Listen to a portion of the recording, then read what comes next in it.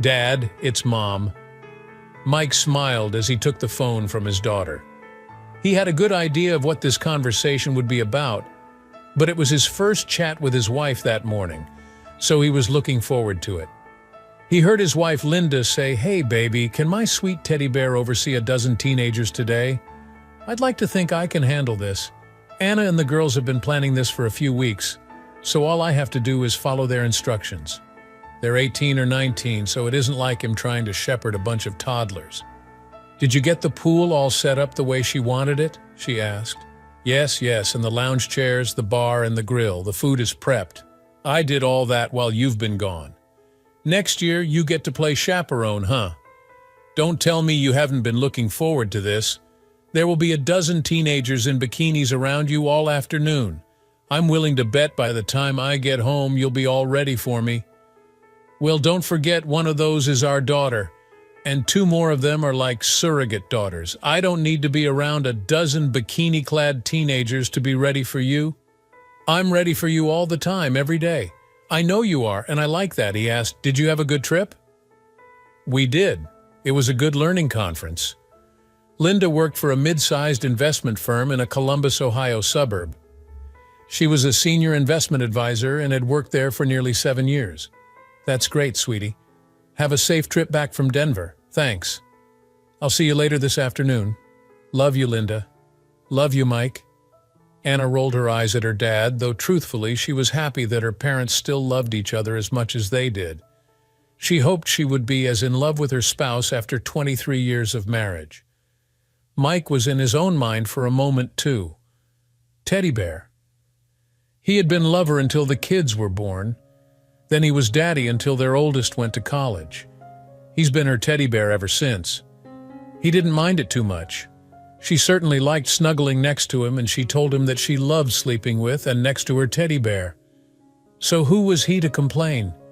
He and his daughter and her 2 best friends had been busy for a few days getting everything ready for the party. It was only 3 weeks before she and her friends' college classes started, junior year for most of them. Anna wanted a big party before most of them drove off to other parts of the Midwest. She was starting her junior year studying medicine at Ohio State University, which is about 15 miles north of her parents' house in Dublin, Ohio. She lived with her longtime best friends in an on-campus apartment. She was a very cute girl and, like her mother, was about 56 and curvy. Lily and Carrie, the aforementioned best friends, spent the night and had been helping that morning also. Lily was a tall, slender, and very attractive African-American with very pretty light pecan brown-colored skin and wonderfully long curly hair. At 5'11", she was a good inch taller than Mike, for which she teased him mercilessly. He didn't mind. He loved her and loved having her around. She was like a sister to Anna and another daughter to him. She and his daughter had been as thick as thieves since 3rd grade. She was on a track and field scholarship at Ohio State, which paid for a portion of her tuition. She ran the 800 meters, 1,500 meters, and the mile. When she was younger, she would run some with Mike, but as she got older, he told her he couldn't run with her anymore because he was holding her back. She missed running with him. She was a very smart young lady and was majoring in math and computer science. Carrie, Anna's other best friend, was the first friend Anna made on her first day of elementary school. Carrie had dropped her sandwich that their housekeeper had made for her, and Anna gave her half of hers because her parents had always taught her to help others. When Lily came along, they became their version of the 3 Musketeers because they were nearly inseparable. Carrie only made a 1320 on her SATs, but with her parents' money and old money connections, she still got into Ohio State. They teased her that she could have scored a 600, and she still would have been admitted. As a prank in high school, rather than being voted most likely to succeed or some other useless award, she was voted most likely to buy an island. She was a little blonde doll with a cute figure on her tiny 52 frame. They were a good group, like 3 sisters, and Mike loved having the 3 of them there with him, under the backyard pavilion and outdoor kitchen attached to the side of the 2-story pool house, all of which was mostly built by Mike over the years. They had the table ready to serve lunch, and the rest of their friends should be showing up any minute. It was a gorgeous July day, and the lounge chairs were set up, the pool was clean, and Mike had mowed and manicured the yard. Anna seemed to have inherited her mother's organizing and event planning abilities, and she had kept her father moving the last 2 days. She was his little girl, and she bragged on him when she had the chance. He tended to be more bashful than boastful and was very assured of his capabilities, but not braggadocious about them. She guessed building and running his small consulting firm would do that for some men. Not that what other men did mattered to her. She knew the fathers of most of the girls coming over, and if there were a vote amongst them as to who had the best dad, hers would likely get a majority of first-place votes. After helping serve a lavish spread of food and non-alcoholic drinks, Mike said, "Okay, ladies, I'm going back inside. Let me know if you need anything." Lily asked, "Are you sure you don't want to stay out here and eat with us?" "Thanks, Lily. This is for all of you to enjoy. I'm good." This afternoon was for them, girls only. He had kept himself busy in his office, out of which he could see the pavilion and a portion of the pool.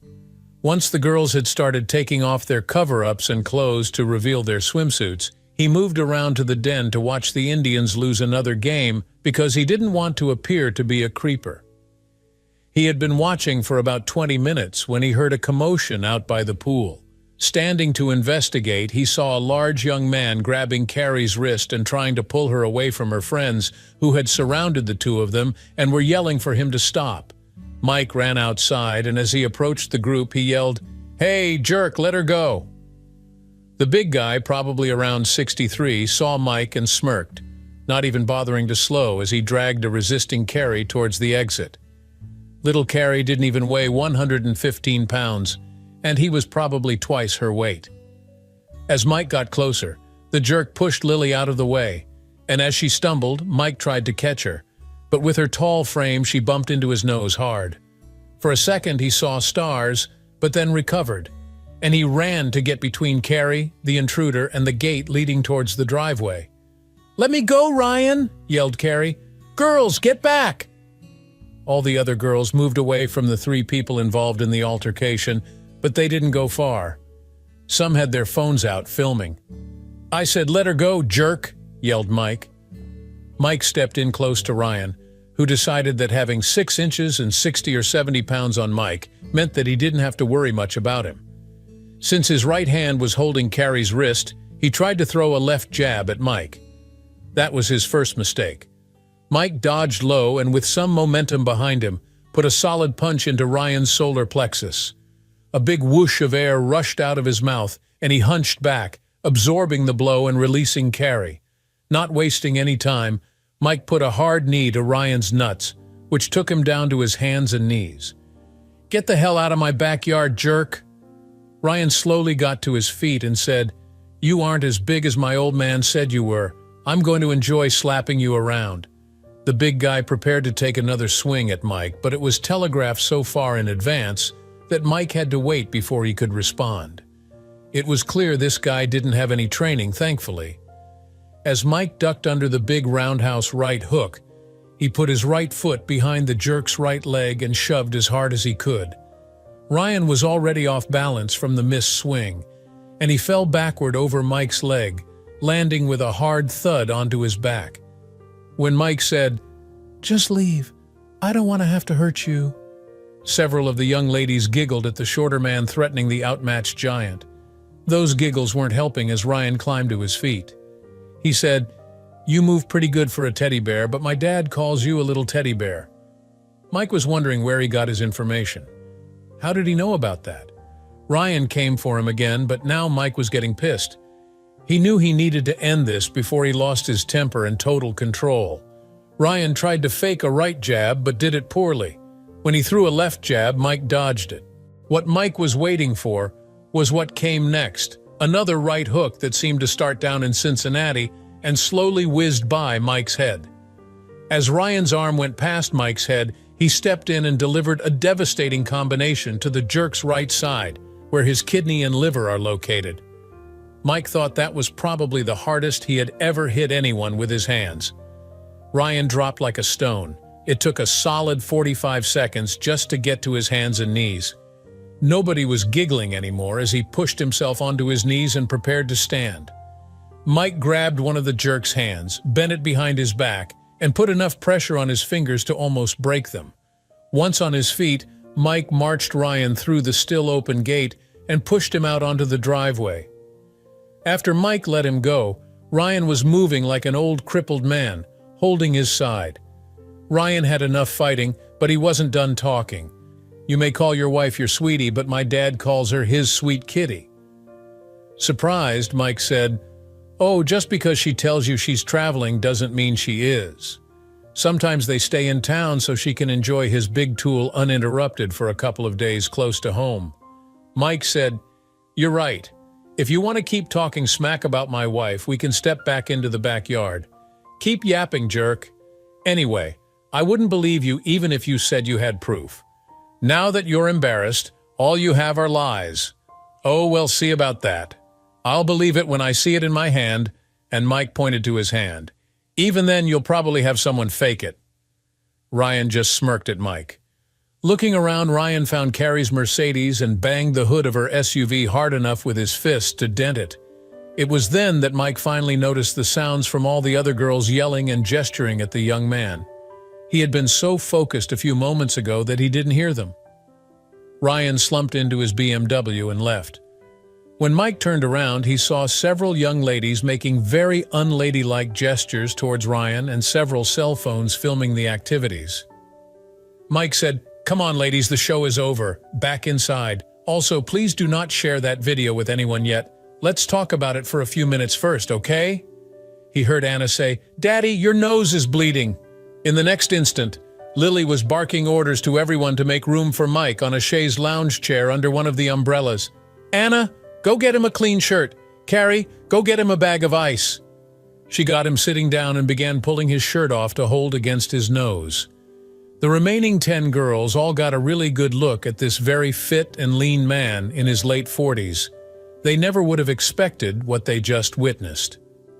At that moment, Mike had nearly a dozen bikini-clad nurses ever so willing to help him, though with Lily running things, that was unlikely to happen. One of them ran to the pavilion to get him something to drink. Another was trying to ease him back so that he could lie down. The rest were chattering away about what happened and staring at Mike. When Carrie and Anna returned, he put the ice on his nose and asked, "Who the hell was that jerk? Who raises a piece of like that?" "Carrie, what did he want with you?" Anna stepped in to answer the first two. "That jerk, as you like to call him, is Ryan Williams, the son of George Williams, Mom's boss. Oh, those earlier accusations just went from some stupid kid talking smack to maybe a stupid kid that knows something. He didn't want to let his concern be known to Anna, nor the others." Carrie said, "The reason he was after me was because we went out one time a couple of weeks ago, and when he asked me out again, I declined. I tried to do it nicely, but he wasn't very nice about it.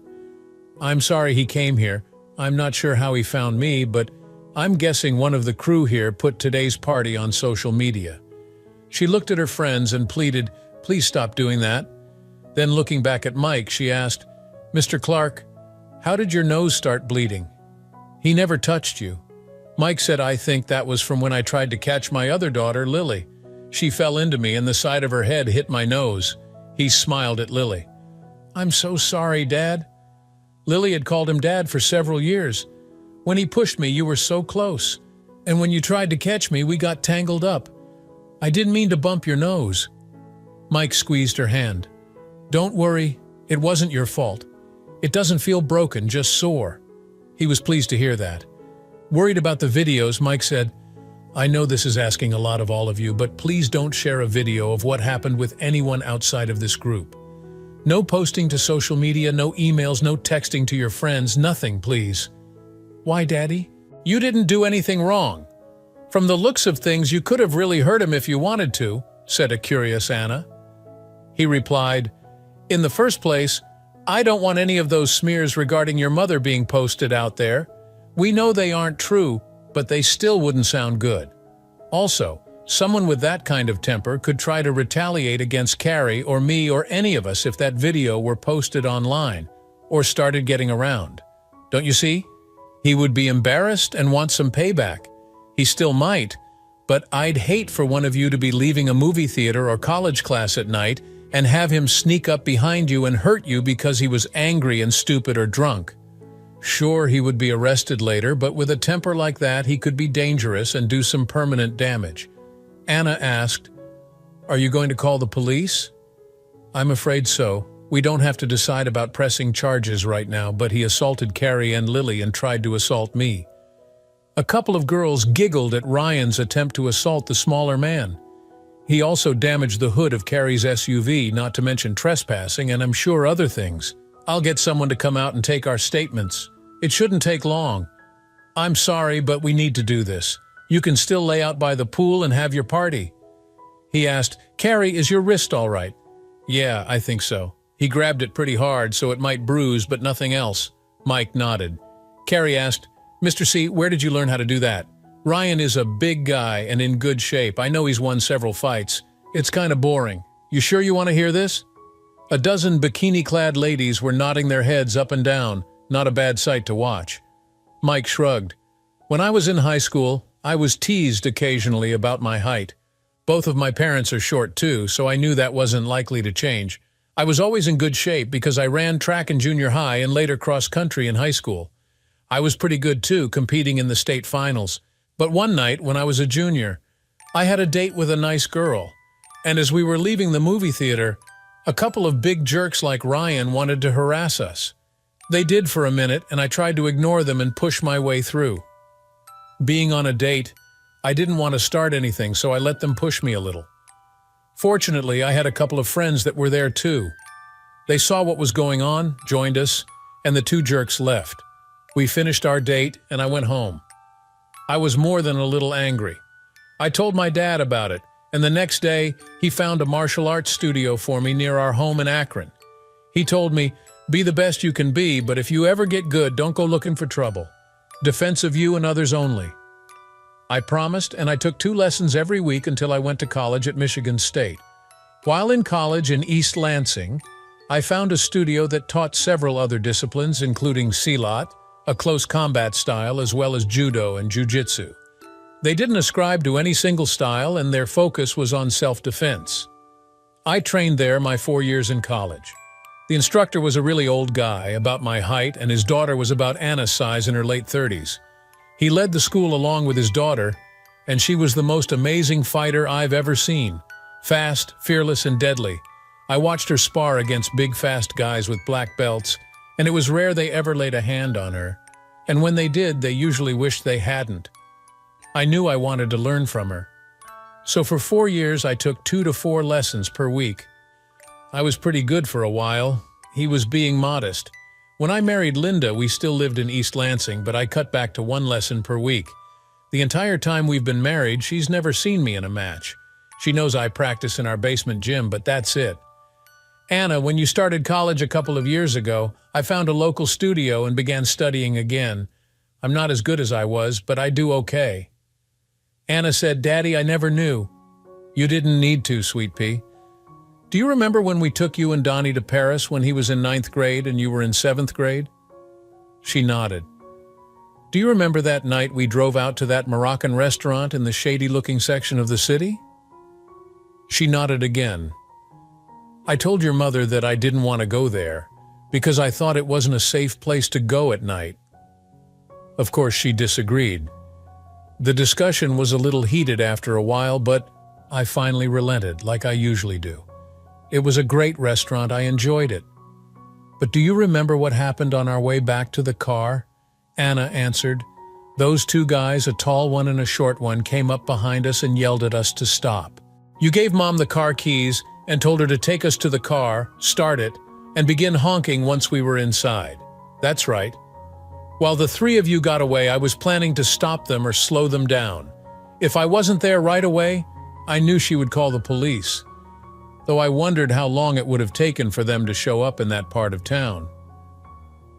After you guys left, the tall one pulled out a knife and said, 'Money.' I doubt he spoke much English besides that. I held my hands up like I didn't want any trouble, but eventually he got close enough that I had to take him on. I kept him between me and the short guy. Pretty quickly, I took his knife from him and put it into the side of his knee. I'm surprised you guys didn't hear the scream he let out. When the short guy pulled his own knife, I hit him, and his knife fell away from us. Well, the tall guy's screaming aroused the curiosity of several of their friends who started running towards us. At this point, I started running towards the car, hoping you guys were in it. I felt in control with the first two guys, but with 6 or 7 more coming my way, I thought discretion was the better part of valor, so it was time for me to leave. I sprinted towards the car, and when I heard the horn, I made a beeline for it. Your mother had pulled onto the street and was ready to go. I hopped into the front seat and told her to punch it. Since she and I have been married, that is the only other time I faced anything like that before today. That was a little fib. What he didn't tell them was that one time after Donnie and Anna were born, just before they moved to Columbus, he and Linda were out dancing one night. One of her former boyfriends from college, Bobby Wilson, then an Ohio State football player, approached them. Linda didn't think anything about it, but when he asked Linda to dance and she accepted, Mike was fuming. They only danced a few minutes, but later, when Mike saw him go into the restroom, he followed. In the restroom, the jock, a wide receiver who was about the same height as Ryan, smirked at Mike and started making some comments about how he missed Linda and maybe they would dance a little more that evening. Mike wasn't in the mood. As the old flame was about to try and push Mike out of the way to leave the restroom, Mike put him on the floor hard. The big guy fell at an odd angle, landed on his arm, and broke his ulna bone at the elbow, which ended his playing time for that season. The Buckeyes brought in a replacement who did so well that Bobby was later traded to another team. No charges were filed. Mike continued with Anna's friends. So please everyone, don't send that video to anyone. By the end of the day, there should be exactly 13 copies including me, and never more than that. They all promised Mike they wouldn't send it to anyone. He hoped they meant it. I know this kind of dampens the mood, but you shouldn't let it. He's a jerk, forget him. Lily said, "You mean he's a jerk?" Mike smiled, and some of the girls laughed. He stood and returned inside to call the police. When the officer arrived, he was rewarded with all those lovely ladies in their swimsuits. They quickly covered up, and he asked them to explain what happened. He examined Carrie's wrist, seeing it was still red but no more injured than that. Mike's nose had stopped bleeding, and he had changed. Carrie's mom had come over because her dad wasn't back yet from a trip. The entire discussion only took 30 to 40 minutes.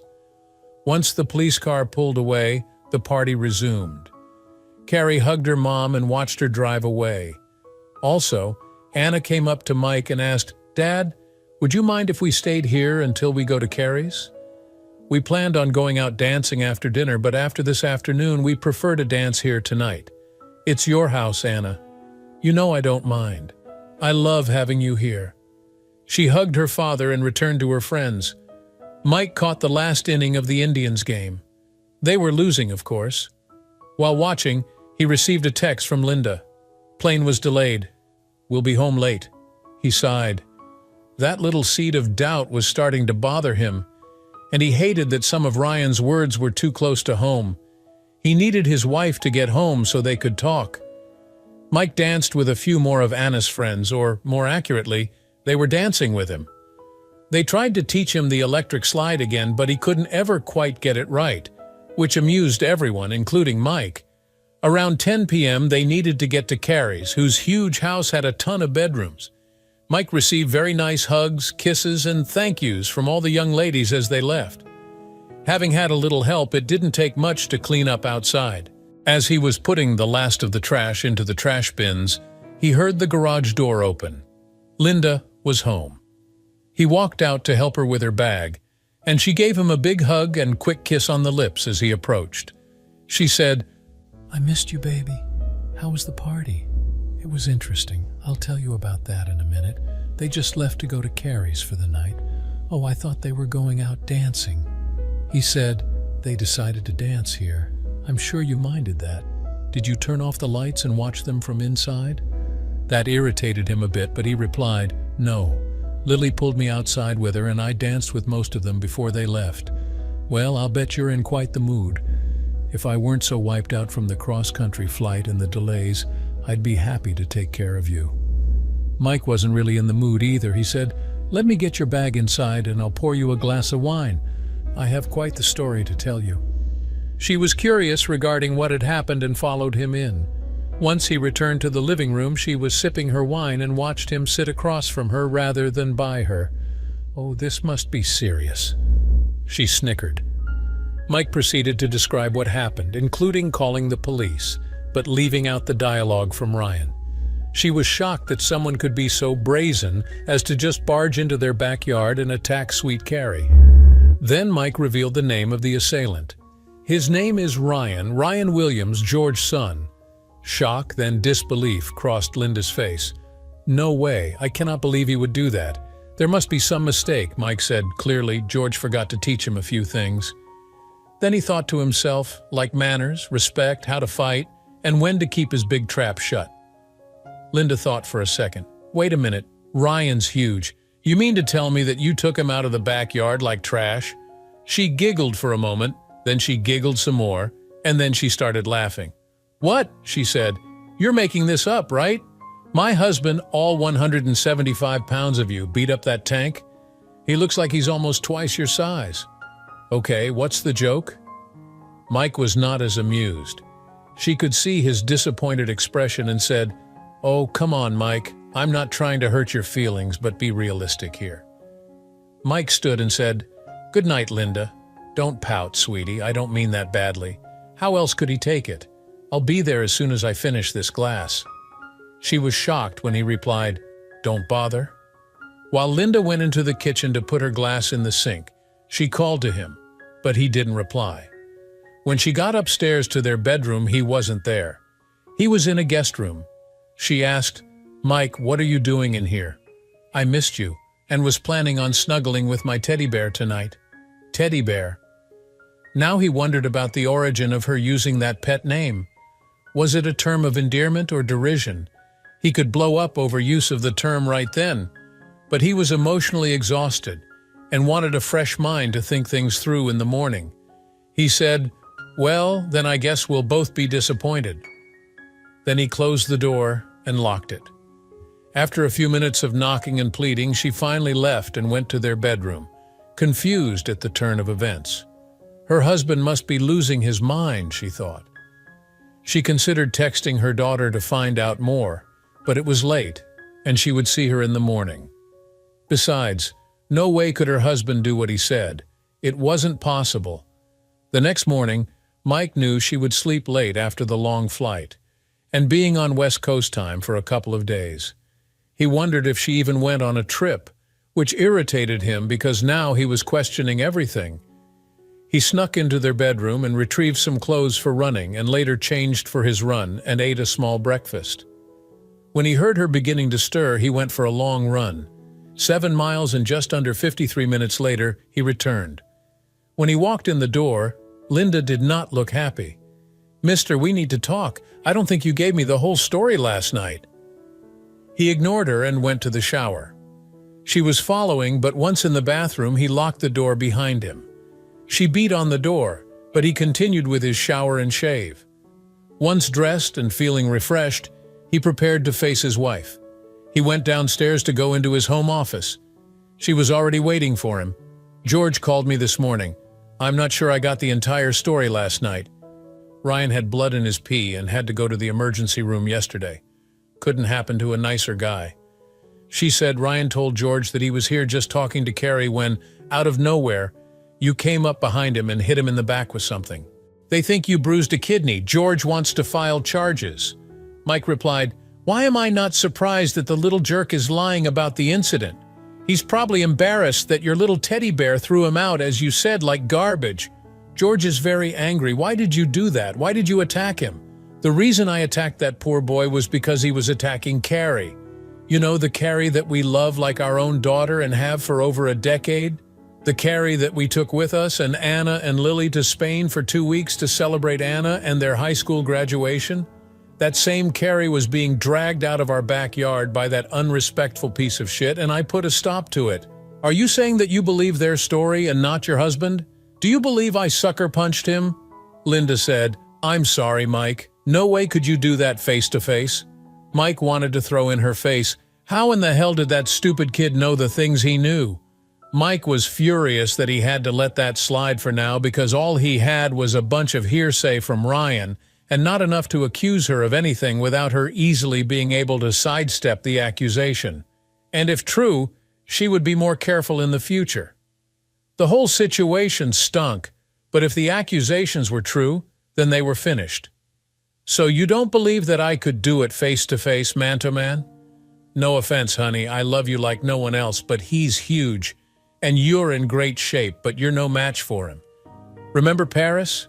You were running as fast as you could with that little guy chasing you, trying to get to the car before he caught you. That was after I took care of the big guy. He was never going to catch me, and I was running because Mike stopped. This was pointless. It was already clear what she thought of him. Regaling his hard-fought and won battles wouldn't do any good. He could see it was already a lost cause, likely in more ways than one. She continued, Do you have any idea how difficult this is going to make life for me? That surprised Mike. Oh, excuse me, what was I supposed to do? Would you rather I have used a gun? I would like to know what you hit him with. My hands, he replied. I've seen you work out in our basement gym. You go after the bag pretty good, but I don't see how you could have hurt Ryan by just hitting him. How could you have gotten a clean shot unless you snuck up on him? Thanks for the faith, babe. It's confidence-inspiring. In case you didn't pick up on it, that was sarcasm. Exaggeratedly, she rolled her eyes and groaned. Oh, come on, that's not helping. What do I tell George? You tell him that he raised his piece of shit son to be a jerk, apparently just like him, and that Ryan needs to apologize to Carrie and me. I will not. Ryan told him what happened, and it sounds like he didn't do anything wrong. Mike shook his head. You must be delusional if you believe him over your husband. Did George give you drugs while you were traveling? Linda's face flamed at that comment and was about to reply when they heard a vehicle drive up and honk the horn. Thankful for the reprieve, they stood to see who was there.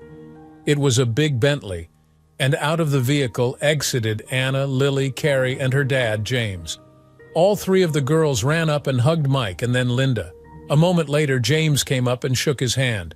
Mike, I want to thank you for looking after Carrie. It means a lot to me that you would do what you did. She's everything to me. I'll be forever grateful. Mike shrugged his shoulders, uncomfortable with the praise. You know we love Carrie. No way was I letting the jerk leave with her. Wasn't going to happen? You would have done the same. James nodded his head and Linda piped up. Girls, would you please explain to me what happened? I'm getting conflicting versions of events from what Ryan told his dad and what Mike is telling me. Anna asked, You're getting two different stories, and you don't believe Dad?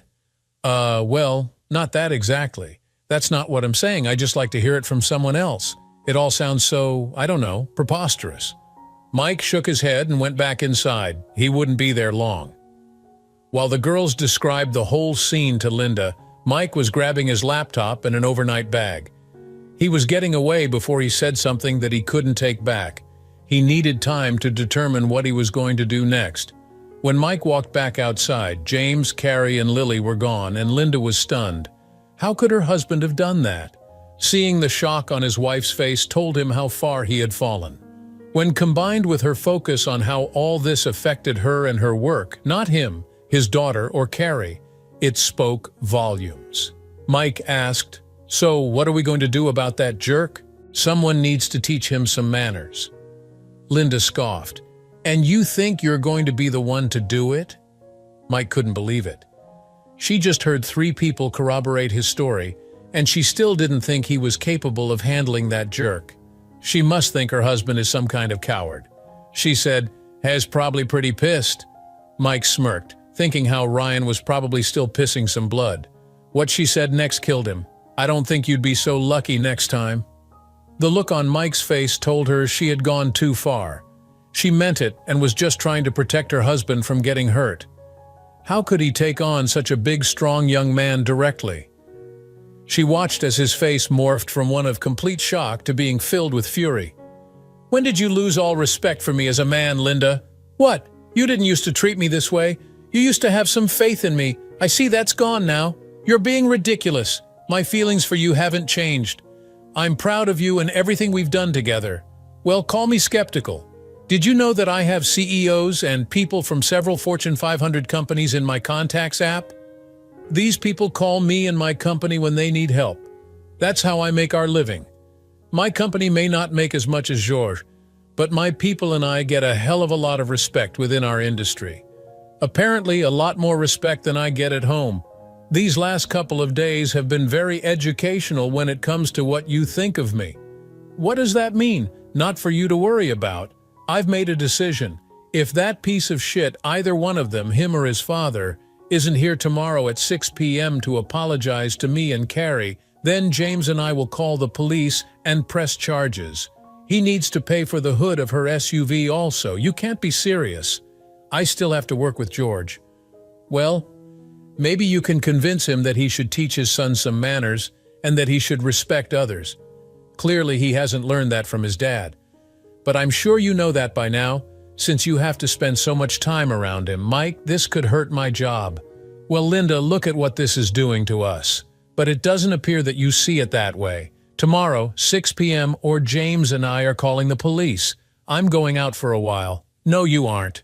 We aren't finished talking about this. We are finished, and I need to get away from you. I'm going over to James to discuss this. I'm not calling that jerk's father. Since he listens to you, you can tell him what his kid must do to avoid jail time. Clock's ticking. Mike, come back here. He ignored her, walked into the garage, placed his bag into his car, and drove away, with Linda standing there with her hands on her hips and an exasperated expression on her face. Mike had never done anything like that. While driving to James, Mike also decided that he needed to do some traveling for his business. What he feared was that, based on his wife's reaction and her and Ryan's comments, she had already succumbed to George. Traveling would get him away from her and give him a little time to see exactly how involved she was with George. At this point, he believed that stupid kid. Damn it, Linda. James and Mike talked and agreed upon 6 p.m. tomorrow, or they would call the police. Mike went to a local hotel and sat at the desk and worked, with the Indians game playing in the background. Around 5 p.m., his phone rang. He had blocked Linda's phone and the home phone so he could have some peace. He wondered who it was. Anna. "Hey, baby." "Hey, Daddy," she said. "I'm driving back to the apartment. Are you nearby?" Anna shared an apartment with Carrie and Lily on campus. All Michigan State undergrads are required to live on campus. The three of them being together in one of those very nice apartments was an unusual arrangement. When campus housing requests seem to be decided by random rolls of the dice, supposedly there is a very convoluted selection process for getting into one of those coveted apartments. He guessed that James simply asked how much he needed to donate to the university to make it happen, and it happened. James and his wife were born into money, a lot of old-school money, and he had also done very well in entertainment law there in Lansing. He came from a long line of Williamsons and had contributed significantly to the Williamson Medical Center in the Williamson County seat of Franklin, Tennessee. Mike answered her, I'm at the Residence Inn near the mall, room 413. I'll be there in a few minutes." 10 minutes later, he heard a knock on the door. When he opened it, Anna hugged him fiercely. "I don't understand, Daddy. Why doesn't she believe us? I'd say she doesn't think very highly of my ability to protect my family." Anna said, "She should. I told her about Paris." Mike shrugged. "Let me guess. She didn't believe you?" Anna shook her head, and he could see a tear leak from her eye. He said, "I'm sorry, baby. Maybe great big George convinced her that I don't quite measure up." "I don't know. You don't believe what that jerk said, do you?" For the second time, what he wanted to say was that he thought the reason that Linda had lost all respect for him as a man was because she was likely screwing someone a lot bigger than he was. He wanted to tell his daughter that it appeared that her mother was a slut, but he didn't say that. He said no, he was just talking smack. Mike hated lying to his daughter, but he didn't want her thinking those things about her mother.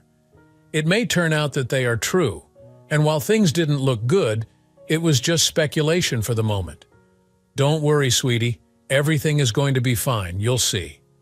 She replied, "I want to believe you, Daddy, but I'm worried. Don't be. We'll be okay." She wondered if he meant her and him or their family. A few minutes later, she left. School would begin in a couple of weeks, and she had her summer internship at the University Medical Center that had a few more days left. The next day, he checked his home security app on his phone to see when the garage doors opened and closed, signaling when Linda had left for work.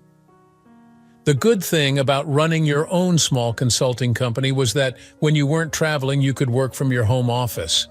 The bad thing about that was when you were having a fight with your wife, you couldn't escape to the office. Finally, at lunchtime, he checked his messages. He had 20 texts from his wife, some of them quite long. Most of them were about his being unreasonable. The last one said, "You win. Hell be there at 6. I left you a voicemail." When he checked his voicemail, he skipped all of them, which he would later delete, but listened to the last one. "Mike, George said that Ryan would be there a couple of minutes before 6 tonight to apologize. I'm still not happy with you for putting me in this situation. We can talk about that after everyone leaves." Mike rolled his eyes. It was still somehow his fault. He was supposed to drive up to Louisville, Kentucky to lead an operations planning whiteboarding session for one of his clients all day Thursday and Friday morning. He decided that he would drive there tonight after the apology and arrive a couple of days early. He would absorb one hotel night himself and do some prep work with the client in person on Wednesday. At 5:45 p.m., James and Carrie arrived.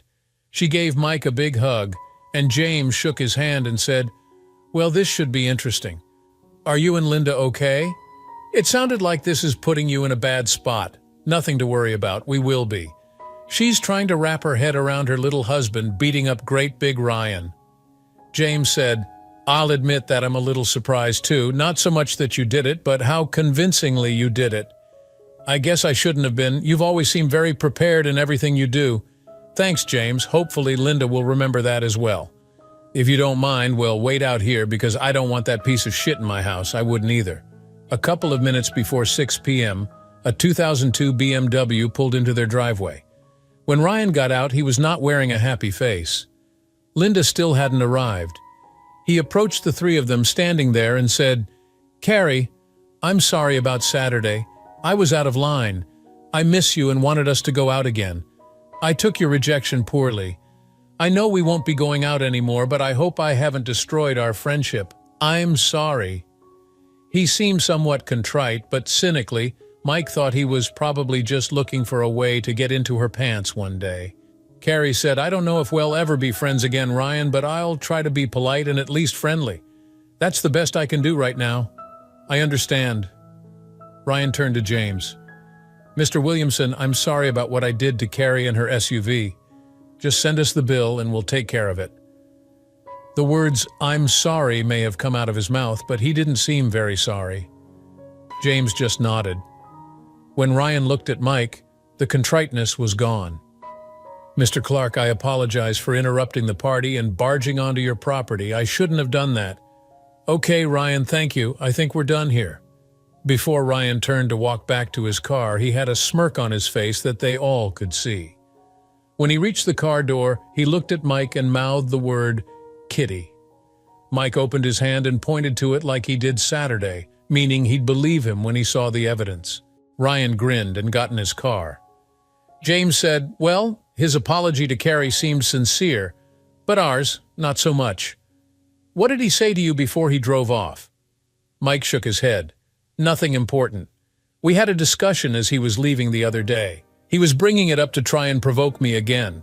Carrie wanted to say something, but she felt terrible that she had ever agreed to go out with him in the first place. Talk about a poor decision." James said, "Well, if you need any help with him, just let me know. I can have a team of lawyers on him and his father with one phone call. I might even find a deputy or two that could shadow him for a couple of weekends. That could prove entertaining." He smiled at the thought. Thanks, James. Let's hold off on that for now. I've got a few other problems I need to resolve first. James nodded. After dropping Anna at home yesterday, Carrie told her parents all the nasty things that Ryan had said about Linda. They had known Linda for years. None of them thought he was telling the truth. At least they hoped so. James and Mike shook hands. Carrie gave him a goodbye hug, and they drove away. Mike opened the garage and drove off after they left. As he was pulling out of his driveway, Linda's car was approaching. Mike didn't even bother to wave as he pointed his car north towards Louisville. He would use the time to figure out what he was going to do regarding getting some evidence, one way or another. What he needed most of all was to get away. He was still furious with his wife for the disrespect, and with Ryan's accusations on top, he knew he wouldn't be able to keep from saying something he might regret. He would use the time away to calm himself and prepare. 10 minutes later, his phone was ringing. He considered not answering, but decided there wasn't much left to lose except the aggravation. Maybe he could placate her enough that she would leave him alone while he was gone. "Hello, Linda. Mike, I hope you were only going to the store and coming right back. No, my client needed me to come to Louisville a couple of days early. I'll be there until after I have lunch with him on Friday. I should be home in time to eat dinner with you after that." Then he decided to get in a little dig. "Well, that assumes you won't be traveling with George this weekend." She was surprised by the comment. "What? No, you know I only travel every 6 to 8 weeks. Why would you say that?" "It's nothing. Had you been there on Saturday, you would have seen the whole thing. I'm still a little upset over your taking Ryan's side. I know you are, and I'm sorry. George isn't very happy either, but that is understood. Did Ryan show up and apologize?" He gave what seemed like a sincere apology to Carrie, but I suspect that was because he'd still want to try to have sex with her someday. He told James and me he was sorry, but that was the most disingenuous apology I've ever received. You and George should be happy that he's not going to jail. He's just a kid, Mike. He's a 20-year-old young man that needs to get his anger under control and learn to respect others. Linda let out an audible sigh. "I want to talk to you about all this tonight. Can we talk when you get home on Friday?" "Sure. I'll miss you, Mike." Mike thought that she wouldn't have a good week. "Linda." Then he hung up the phone. Linda was surprised at how he ended their conversation. This whole thing was upsetting her sweet husband. While she still thought he wasn't very understanding regarding how the whole situation impacted her work, she knew this would just be a bump in their long road together. On Friday, she'd prepare him something nice to eat and plan to give him a nice night in the bedroom as well. Then this would all blow over. It was just over 3 hours to Louisville. Plenty of time to think about what he needed to do. He was pretty sure that the brat Ryan knew too much for it to just be idle gossip. It didn't say very much about his father that he would share that kind of info with his son, but if George was the kind of man that slept with married women, the fact that he isn't the greatest father wouldn't come as too much of a surprise either. The only thing he truly suspected was that Linda and George screwed while away on trips. Of course, they could be having sex in town. As Ryan said, George was divorced, so they wouldn't even need hotels. Damn. However, he suspected that Ryan would be looking for proof to rub Mike's nose in it. He could try to fabricate something, but Mike would be on the lookout for that. What Mike planned to do was to travel as much as he could for the next several weeks.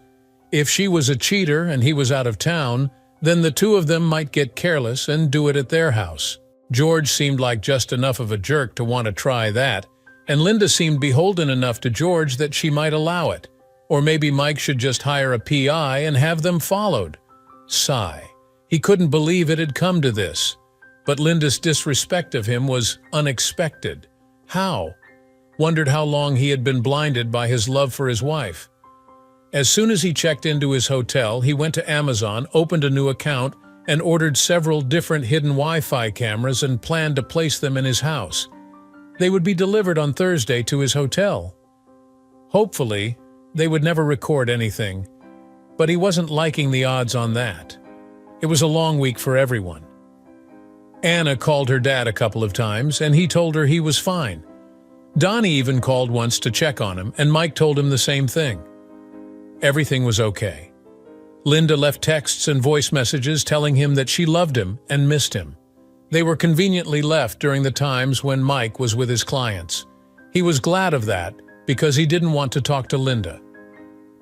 On Friday, he made the 3.5-hour drive home, dreading what might be waiting for him, but it went better than expected. When he arrived, Linda was dressed nicely in a flattering dress that hit just above her knees. She was wearing high heels and nice jewelry, which Mike suspected meant that she wanted to go out to eat. In her heels, she was as tall as him, which never bothered him at all. He always loved having her on his arm. That night he was fine with their going out because it would keep her in a good mood and likely prevent any conversation from wandering towards anything serious until they got home. He changed quickly, and she asked him to drive them to a swanky steakhouse that she knew he liked. Like the evenings where they would go to performances, she was on his arm all night. She eased off one of her shoes and rubbed his leg under the table. He hated that she could have this effect on him when he was still aggravated. He wondered how many more nights there would be like this, praying that he was wrong but fearing that what he suspected was true. Once at home, as soon as they walked through the door, she was all over him.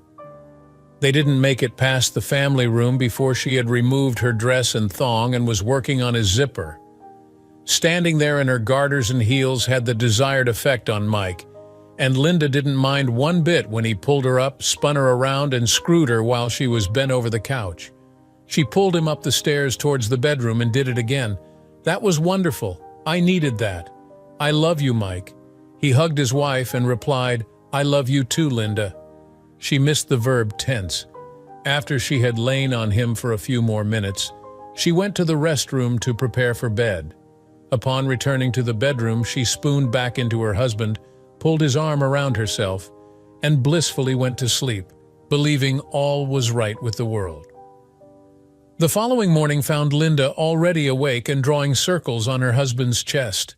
Once she could tell he was good and awake, she said, "Thank you for last night. It was a good night. He had to admit it was rather nice."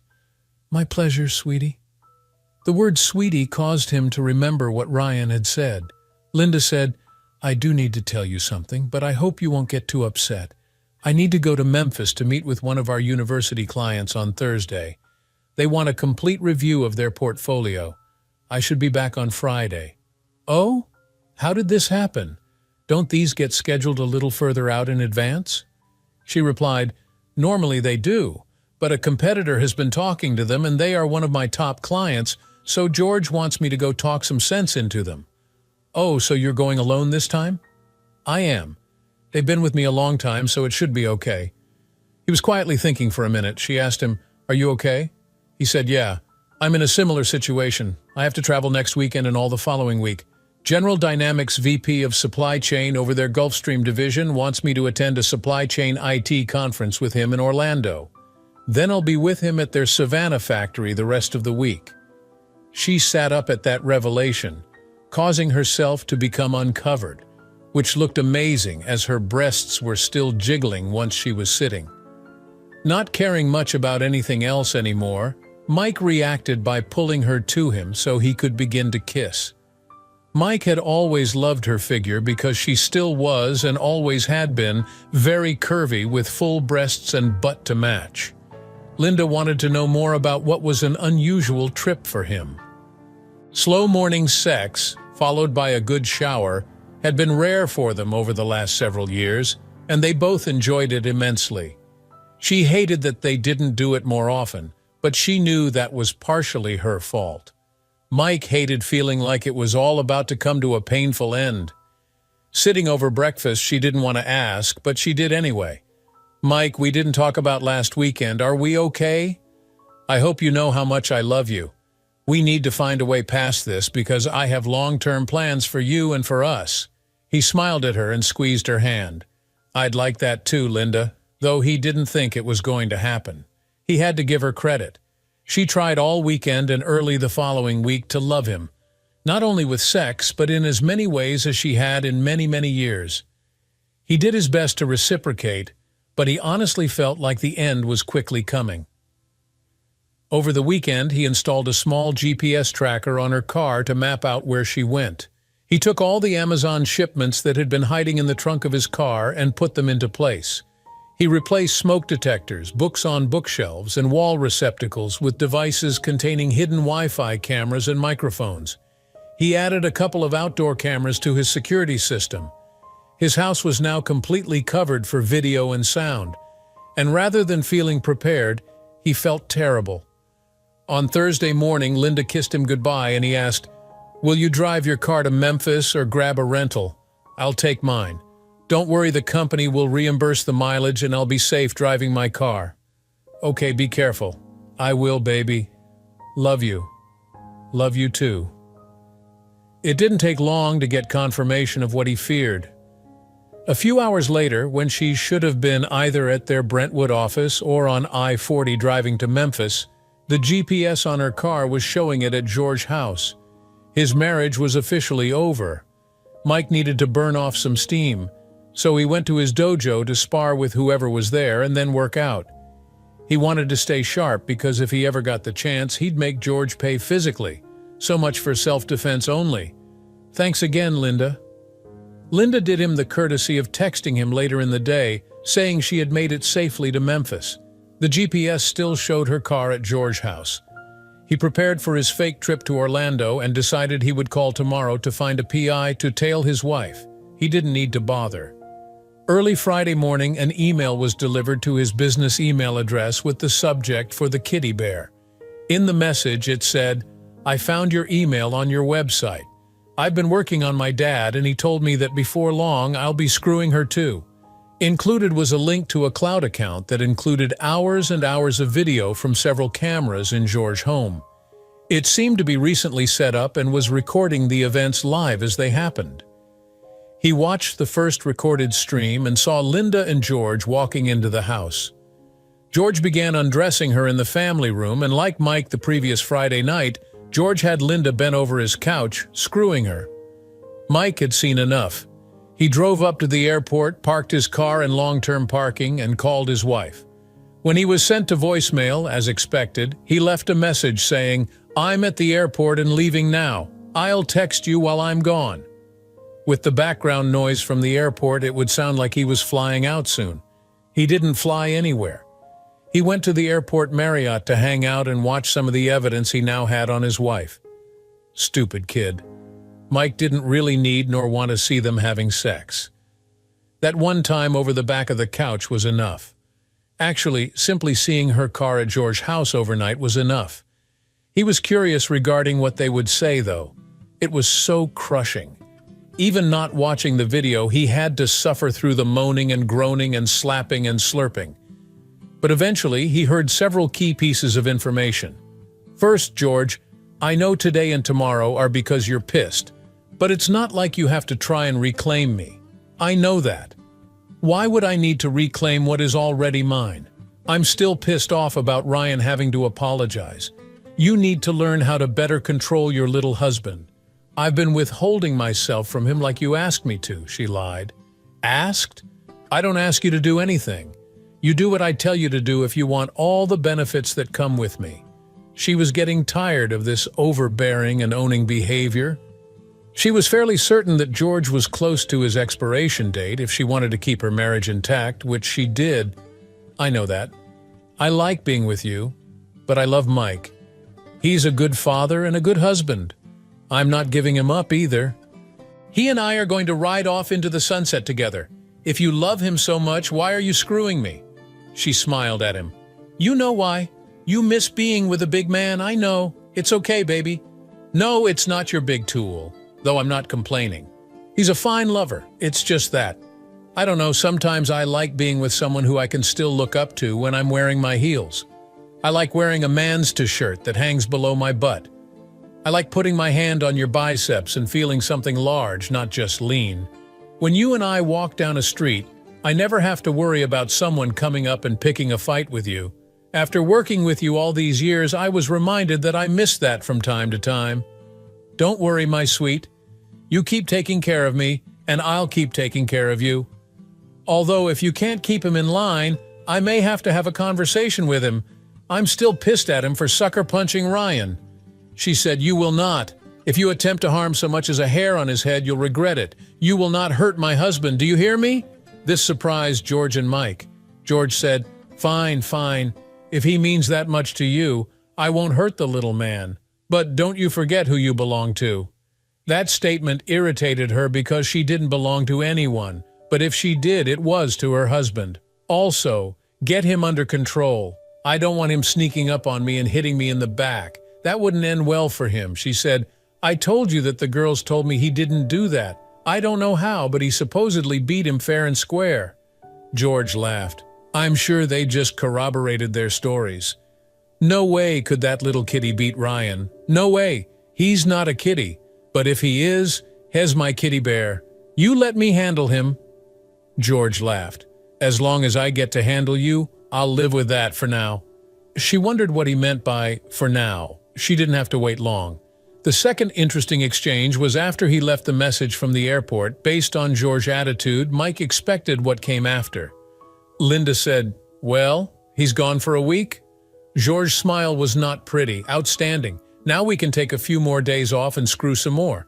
Linda replied, "Yes, well, not if you keep screwing me so hard. You're going to bruise me." "How am I going to explain that to him?" "Well, you aren't supposed to be screwing him very often, if at all. So how is he going to see it? He still sees me getting dressed. You told me you like for me to tease him." George did smile at that thought. "Well, if we get to have sex for the next week, you better keep him away for a few days, or he will feel how stretched out you are." She replied, "A cool bath in 24 hours usually is enough for me to tighten back up. Besides, he isn't that much smaller than you." George didn't want to hear that.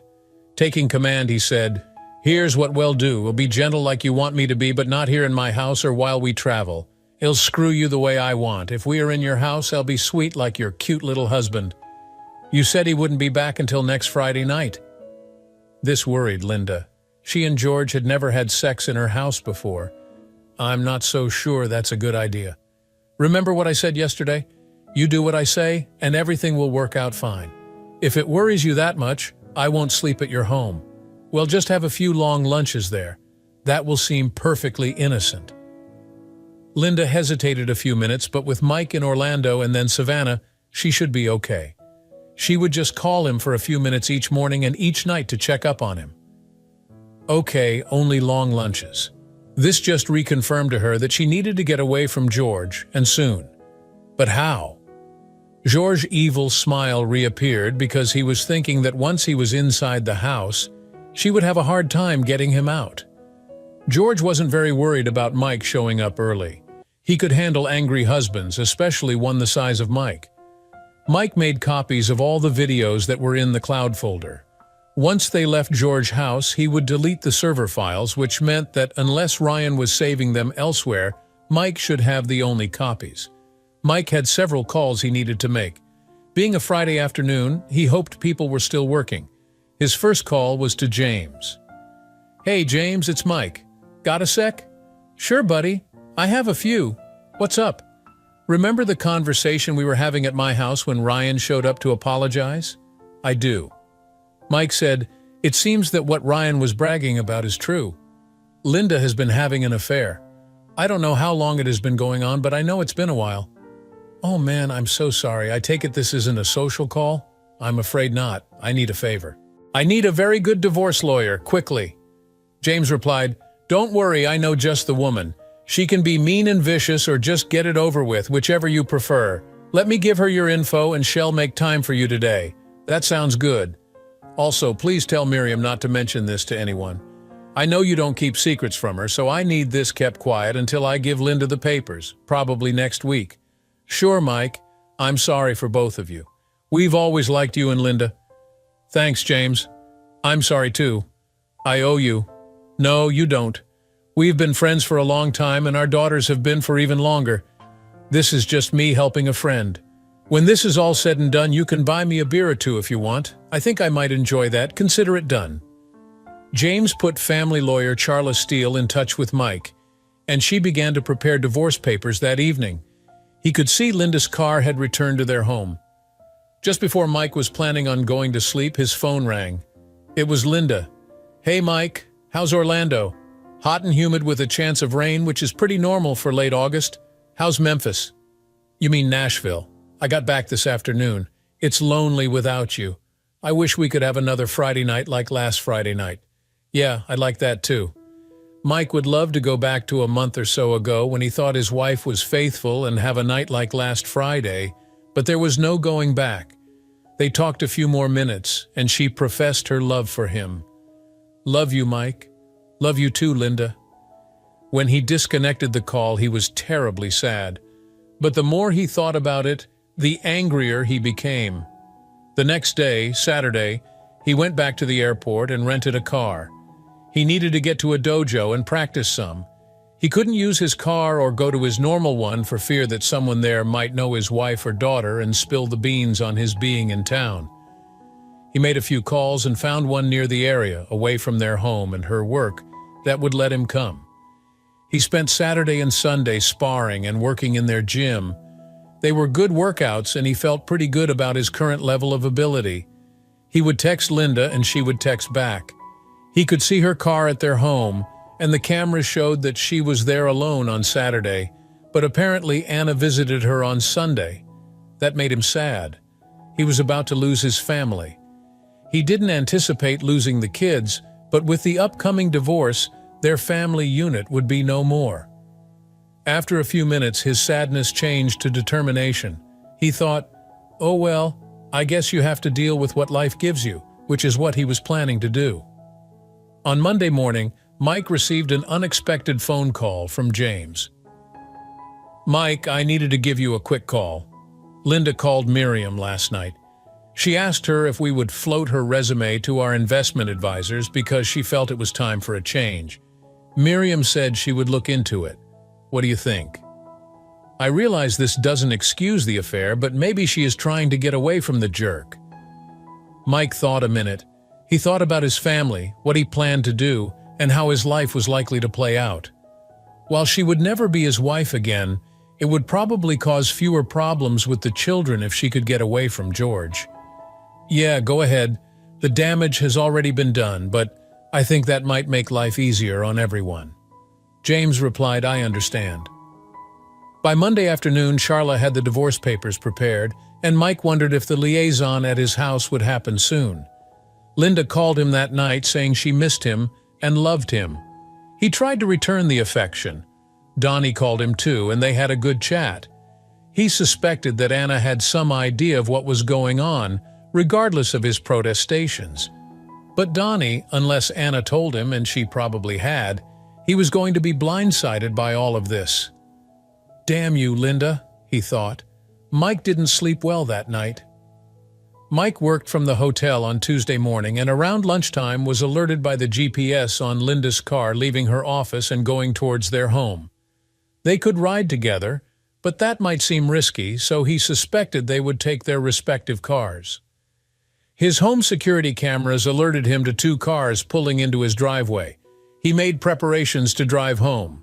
He wasn't in any hurry. He expected them to take several hours. Around 2 p.m., Linda said, "We should be getting back. People will begin to look for us." George replied, "Don't worry about it. I own the company. Nobody will question me. True, they won't question you, but they might wonder about me. I don't want anyone telling my husband. Why?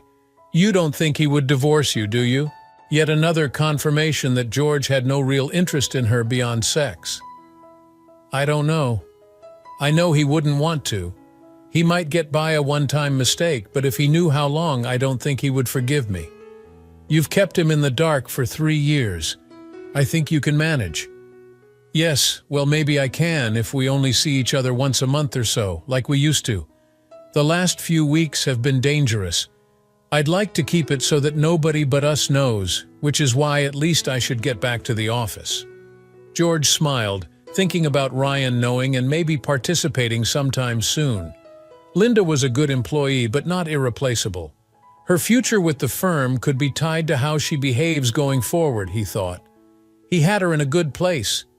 She couldn't make waves at the office because it would eventually get back to her husband. The same thing went for her potentially accusing him of sexual harassment. Even if she tried that, accusations were one thing, but proving it when the affair had been going on so long would be extremely difficult. So he felt like he had the power and control over the situation. Mike had parked down the street out of sight of the house.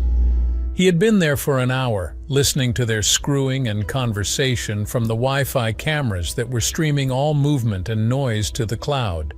He heard the comment about 3 years and thought himself a fool. Rather than getting down, he used that to fuel his fire. He checked his home security system on his phone app to make sure no alarms were set and that there would be no chimes when he opened the back door. He snuck in and quietly climbed the stairs. Once at the landing, he heard Linda pleading, "Come on, George, I need to get back to the office." Mike stepped into their bedroom and said, "That means get the hell out." Linda was stunned to see her husband standing there. She pulled the sheet to cover herself and exclaimed, "Mike, I thought you were in Savannah. This isn't what it looks like." Mike leaned against the doorframe and replied, "Now, Linda, normally you are a fairly intelligent woman, but that has to be the stupidest thing to ever come out of your mouth. Well, except for that." He could see his wife's face and neck flame red at that comment. "Good." George said, Well, the little kitty decided to come and see how a full-sized man takes care of his wife. Don't worry, she says she only loves you, but we both know that she loves having sex with me." "Shut up, George, that's not true." "Mike," she sobbed out, "I only love you." Apparently not enough to stay away from this jerk. To George, he said, "Well, I seem to recall it was your stupid kid on the ground the other day struggling to get up when I beat him with my bare hands. Maybe I should go give him another lesson for your screwing this slut. Or would you care to take your best shot at me?" Though deserved, that comment hurt Linda. Mike had never said an unkind thing about her. The other statement surely got George's attention. "I'm going to beat you to death in your own house in front of your little wife. She wanted a bigger and better man than you, and she got one. Yeah, get your shorts or pants on and meet me in the backyard. I don't want your fat ass naked after I call the ambulance to come and collect you." As George stood to retrieve his pants, Mike started laughing at George, pointing at his tool. "Linda, you traded me in for that baby carrot? Good God. You can say that you wanted a taller man, but you definitely weren't interested in his being bigger. Actually, George was a little bigger, as Linda described, but no man is ever in a good mood when someone laughs at his tool, and Mike wanted George angry. Mike left the room, not waiting for either of them. Linda was crying even harder now. Seeing George advance after her husband got her moving, though, she had to put a stop to this. She didn't want her husband hurt. She lunged for George, but only managed to scratch the top of his shoulders and back with her fingernails. Surprised by her actions, George instinctively turned and backhanded her hard, which knocked her back against the headboard of the bed, hurting and stunning her to the point of near unconsciousness. Mike was already moving quickly down the stairs, and lucky for George, didn't hear Linda being hit. He didn't want his home destroyed during the upcoming altercation because Mike had no intention of this ending quickly, nor did he have any intention of vacating his home. Mike inserted a mouthpiece just in case, then he sprinted into his backyard as if he were being chased, in full sight of his new security camera facing his backyard. George wasn't far behind him. George said, "I'm going to enjoy beating on you, Mike. After I'm done, I'm going to bring Linda here and screw her on one of the chairs by the pool so you can watch." Speaking around the mouthpiece, Mike said, "I don't care if you screw her or not. She doesn't matter to me anymore. What I'm doing here is teaching you not to screw married women. I expect it to be a painful lesson for you." In the backyard, George smirked and walked up to Mike, hoping to simply grab him and beat the crap out of him. He thought that his superior reach should be a big help in the fight. As expected, George at least showed a little more experience than Ryan, and had his hands up in a typical boxing position. With his shirt off, Mike could see that George had huge arms and shoulders to match his frame. Clearly, he spent some time in the gym, but the flab around his midsection suggested that he spent most of his time on the weights and had very little cardio.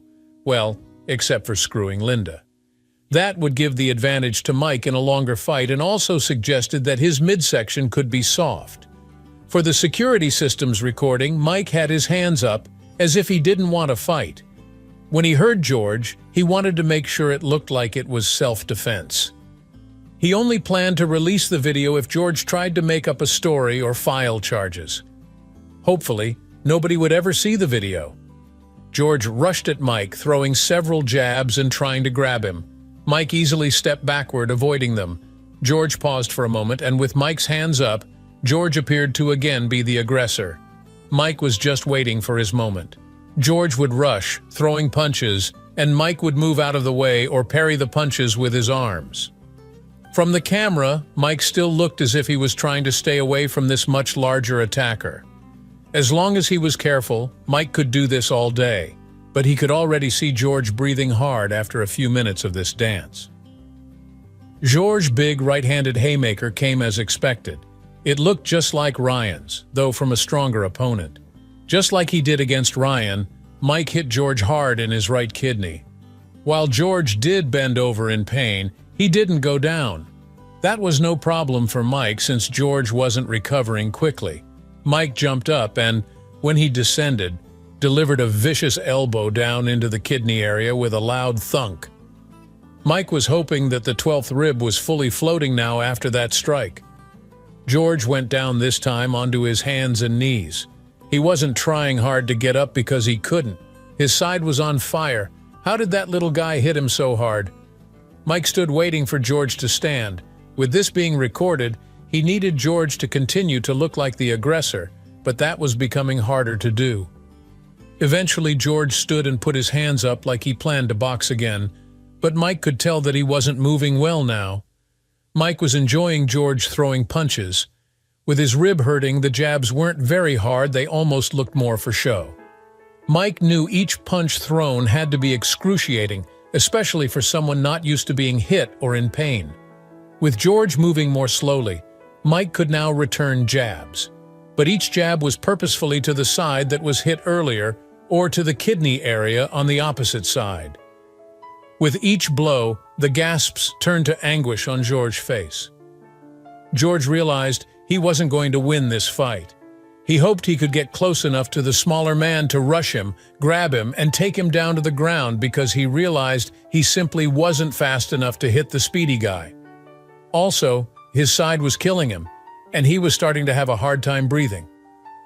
Back in the bedroom, after regaining her wits, Linda threw on a robe to hurry down the stairs. On the way out of the bedroom, she grabbed her phone, calling 911, saying that her husband and her boss were fighting in her backyard and to send an ambulance. She froze as she went by her husband's home office and quickly ran inside. The next time George tried to rush Mike, it was more of a lumbering, off-balance charge from the pain. Mike tripped him up, and when George landed on his hands and knees, Mike pretended he was the kicker for the Titans. He wound up and got in the crushing groin shot he had wanted. George's reaction was to cry out and curl into a fetal position with his hands trying to protect his balls. Too late. George wouldn't be getting up without help, nor was it likely he would be getting it up anytime soon. "Pity," Mike said to a moaning George. "Who's the bear now, asshole? I'm a screwing Kodiak compared to you. You're lucky I don't drag your ass into the pool and drown you." Mike sat on the ground about 10 feet away, listening to George whimper and moan in pain. Normally, he would have hated to see anyone hurting that badly. He felt nothing for this man, except maybe that a little justice had just been served. He was waiting for either the police or ambulance to arrive, hoping that Linda had called them. He was surprised that he hadn't seen her. Where was she? What happened next stunned Mike. Linda was running out of the house with a shotgun in her hands and a black eye beginning to show. She was going towards George, pointing the gun, necessitating Mike to jump up and calm the distraught woman. She was yelling, "You will not hurt my husband! He'll kill you! Do you hear me? You will not hurt my husband!" Not much chance of that happening, Mike thought. He hugged her to him, causing the gun to point down towards the ground, and he gently eased the gun out of her hands and set it on the ground away from them. Several minutes later, when the police officer arrived and approached them, she was still repeating, "You will not hurt my husband. You will not hurt my husband." It seemed she was coming undone. The officer removed the shells from the shotgun and then checked on the injured man. Speaking to dispatch, he heard the ambulance was only a few minutes away. By now, George was coughing up blood, which surprised the officer because the only visible marks on him were on his sides, which were red, and it looked like some early bruising was setting in, and some deep scratches on his upper back. He saw the forming black eye on Linda and spoke to her first. "Mom, are you okay?" That stopped her murmuring and seemed to rouse her. She replied, he. Then she sobbed for a moment and pointed towards George. "He assaulted me when my husband showed up. George chased him." Mike was bewildered by the response. Assault? It was purely consensual. The officer asked, "Mom, you need to get to the hospital so the abuse can be documented." "Okay, can my husband take me?" "Sure, but you need to go as soon as possible. Right now would be better." "I'll stay here by the attacker until the ambulance arrives," replied the officer. "Sir?" He looked Mike up and down. "You look unscathed. Let me guess, you're a black belt or something?" Mike shook his head and said, "Or something. I know how to protect myself and my family, but I can promise you that I'm much more damaged than you can possibly imagine." The officer nodded, and Linda wept on her husband's shoulder, knowing that it wasn't George that had hurt her husband. She was the one that had damaged him. Mike took Linda inside to put on some clothes to go to the hospital. She asked him if he would come with her to help her change, but he shook his head no. He didn't want to go with her upstairs because he didn't want to see the bedroom where she had been with her lover. Linda looked like she had aged 10 years as she descended the steps. The ambulance had arrived, and as they walked past the officer, Mike asked, "Can we have his car towed away? I don't want it here when we return. Linda doesn't need to see it." Not that he was that concerned about Linda, he just wanted it gone. The officer said he would take care of it. In the car, they drove in silence until almost halfway to the hospital. She said, "Speak to me, Mike. Yell at me, scream at me, call me a slut again, but tell me what you were thinking." Mike continued to drive. After another minute, he said, "Assault? How are you going for assault? Everyone will know it was consensual. I won't lie for you." Linda's face fell. "I would like to use this as a chance to keep him away from me. He was becoming too controlling, and I had planned to leave him and his firm anyway." Mike looked at her with surprise. "Just because I'm short in height doesn't mean I'm short in intellect." "I know," she whispered. "I know," he said. "I would ask you why you did it, but I already know." "I'm sorry," she whispered. "The sad thing is, I would do almost anything for you. You know I would. But one of the few things I cannot change is the thing you held against me all these years. You should have never married me." "Mike, please don't say that. I made a horrible mistake. We've been so good together. We have a great family, a great house, and good jobs. We have a really good life. Well, except for your long-buried addiction for taller, larger men. That was a direct hit." He continued, "Besides, you should have thought of all of those wonderful things and decided an affair wasn't worth the risk. As a portfolio manager, you should know all about risk. I know, I was so stupid. Can you please forgive me?" Mike shook his head. "Maybe one day, but not anytime soon." She asked, "So does that mean there is a chance we will stay together?" "No, that isn't going to happen." But why?" He scoffed. "Why do you think?" "Because of the affair. We can go to counseling. We can overcome this." "Linda, this wasn't just an affair. Your little shit of a son sent me a link on Friday to a cloud account where the sex fest you and George had Thursday and Friday was recorded." She gasped at that revelation. "I don't know if George set it up or Ryan. Either way, I heard you. You won't have to worry about wearing high heels around me any longer. It never bothered me before. I wish I knew that it always bothered you. No longer will you have to worry about people thinking your short husband is an easy target to attack." "Do you still think Anna made up the story about Paris?" Linda, shaking her head no, was almost imperceptible, but it was very clear. "Oh, also, just so you know, when Ryan emailed me the link, in his message he said that George had agreed to find a way to let him screw you too. No wonder he came into our backyard as if he owned it. He had no respect for me nor for us. Why should he when his father didn't either? And who disrespected our marriage first? That would be you, Linda." She was devastated at the realization that she had disrespected Mike first. Also, she was appalled at the idea of Ryan thinking he could have sex with her. She didn't like Ryan. Now she knew why he had been hanging around so much. She couldn't believe she had fallen so far. "Mike, I don't know what to say except to keep saying that I'm sorry. You may be, but sorry isn't enough. You lost faith in me. You lost respect for me, even though I'm a better man than him in every way. That just wasn't enough for you, was it?" Linda looked out the window as the tears streamed down her face. She asked, "What now? I had planned to give you divorce papers today. I'll hold off a little while on those, depending on how the next few days go. We are still getting divorced, but giving you the papers on the day you were supposedly assaulted probably wouldn't look good in family court." She asked, "So how do you plan to pull off assault? And what was with the shotgun? Do you plan to send an innocent man to jail?" "I wanted to send him to the morgue, but you were just as guilty as he is." That comment made her want to leap from the moving car. Linda said, "There is nothing innocent about him. All you have to say to the police is that I was crying when you got to the bedroom. You didn't see anything else. Once George saw you, he came after you. I'll take care of the rest. That way, you don't have to lie." "That is a lie," he said. "I know, but I was pleading for him to leave. The tears would have been coming soon thereafter. I have this black eye to prove he hit me and skin from his back under my fingernails to show that I tried to fight him off." Mike said, "And don't forget your inner part full of his cum to show that he screwed you, assaulted you." Linda lost it at that comment and started sobbing. Mike asked, "You still haven't told me why you got the shotgun." Pulling herself together, she said, "Crazy things can happen in fights. I wasn't going to let him hurt you. I didn't know how long I had been out of it, so I grabbed it, not knowing what the situation would be like when I came outside." "Well, was it what you expected to see?" They both knew the answer to that question.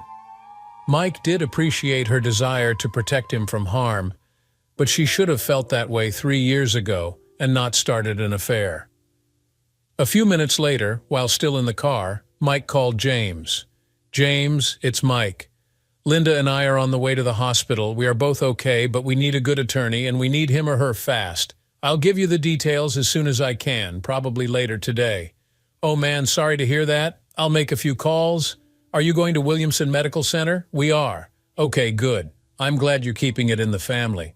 Sorry, that was my poor attempt to lighten the situation. I'll make sure that someone will meet you shortly. Don't talk to anyone until you talk to your attorney." Mike replied, "We understand. Thanks, James." Mike disconnected the call and looked at his soon-to-be ex-wife. "You understood that, right? This is a dangerous game you're playing, and you need to get your story straight before you tie yourself up in lies and end up in jail yourself. On top of the adultery, I'm sure your children and family would love to have to go visit you in jail." Internally, Linda groaned at her predicament. Maybe she should leap from the car after all. As James mentioned, they were met in the emergency room by the hospital administrator and senior legal counsel. They knew James personally, and the attorney was distantly related. They were mainly there to ensure that they were seen immediately and that no one tried to question them until they had met with the attorney that James was sending. When the attorney showed up, she quickly got to what Linda was trying to achieve. They slowly documented what led up to today, including the length of the affair, some of the details, Ryan showing up and getting involved, the videos from George's place, and the videos from the Clark security system. Linda was humiliated having to detail everything in front of her husband. Mike was past being angry, he was simply numb. Who was this person he had been living with? Ultimately, the attorney advised Linda to seek an out-of-court settlement that would see her compensated long enough to get on with another firm. She didn't think the DA's office would seek to prosecute a criminal case because of the length of the affair, which made today seem like sour grapes. Perhaps unfortunate, but that was what was most likely to occur. Also, George's side of the story would set up a case and would be hard to get 12 people to convict him. So why would the DA waste the court's time, which would likely only end in a hung jury? However, George would probably want his name and firm kept out of civil court, and more importantly, the headlines. Also, he would probably prefer no mention of the beating he took while at the house of a married woman from her husband. At this point, Mike asked for a couple of minutes with Linda. He said, "I don't care if the settlement is for $10,000 or $10 million. In the divorce papers, I plan to ask for the house, a $5,050 split of all other assets excluding my consulting business, and no alimony. So you may want to try and get as much as you can. Wait, I want to amend that. You can have the bed. After today, that filthy thing is yours to do with as you wish." That comment told her that she would truly be alone in pursuing the matter. She was certain that her husband was going to leave her. She knew it was her fault, but facing this by herself was almost overwhelming. She said, "You would be willing to fight me for the house?" He replied, "After everything I've learned over the last few weeks, after what I've seen on video the last few days, after what I saw in our bedroom today, and after what I did to your lover a short while ago, you would ask me what I'm willing to do? You may want to think about what I could do should I be so determined. Imagine what I could do with those videos and who I could send them to. Your laptop backups are on our home server, so I have the contact information for all of your clients and many of the firm's others, and could send them some nice video of their investment advisor not taking vows seriously or showing good judgment. How many of them do you think would want to keep working with you? Go ask your lover how angry I am and what I'm willing to do. Trust me, he got off easy. If the only extra thing I take from the marriage you destroyed is our house, then you will have gotten off easy too." Every time he said the word lover, it was like a red-hot poker placed against her flesh. It wounded her, but what could she say? She couldn't deny it. There were no extenuating circumstances. Not willing to fight Mike over the absolute mess that she made, she agreed with him and decided she would get whatever she could from the prick that helped her screw up her marriage. Ultimately, after George's surgeries, Linda got a payout from him. It took several weeks to negotiate and a couple more to get the check, but it was enough that if it took her a couple of years to find work and get back to what she was making, she would survive. Not long after that, she did land a new job with the investment advisors that James and Miriam knew. It didn't pay quite as well as her old one, but it was with a large multinational firm, so she at least had prospects.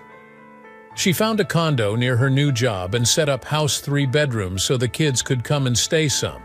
Hopefully, she gave away the old bedroom set. She didn't want it either. She did her best to put her mistakes behind her. But the nights were the worst.